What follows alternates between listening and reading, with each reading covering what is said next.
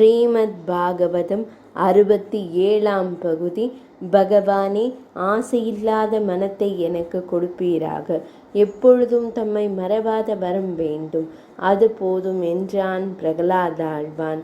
பரம பக்தனே, உனது புகழ் இந்த உலகத்தில் நீண்டு நிலைக்கும். இந்த யுகம் முடியும் வரை அசுரர்குல மன்னனாக இருந்து சிறப்பான ஆட்சி நடத்தி கடைசியில் என்னிடம் வந்து சேர்வாய் என்று ஆசீர்வதித்தார்.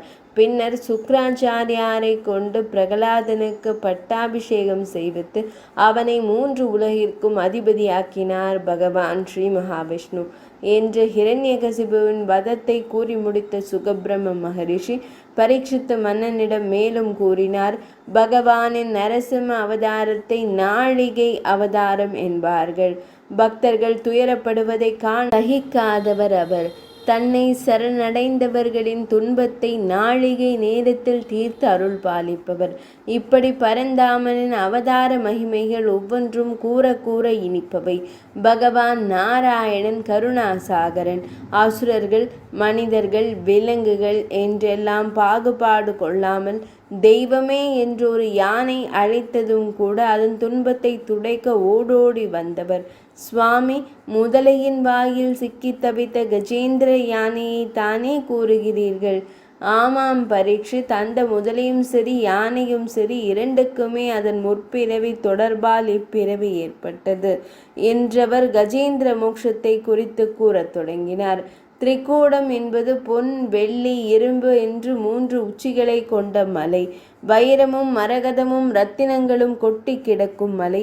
அந்த மலையில் ஏராளமான அருவிகள் கொட்டி எப்போதும் நீர் ஓடிக்கொண்டே இருந்தது.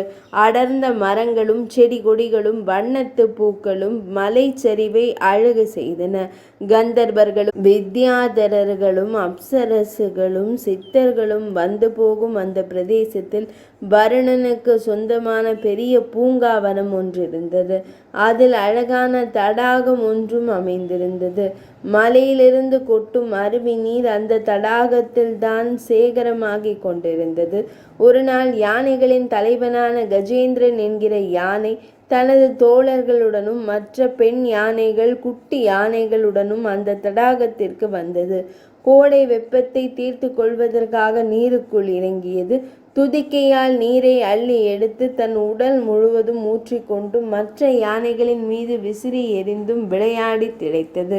திடீரென்று அது பயத்துடன் அலறி பிளிறியது. எல்லா யானைகளும் கரையேறுங்கள் என்று கத்தியது. 67ஆம் பகுதி நிறைவடைந்தது.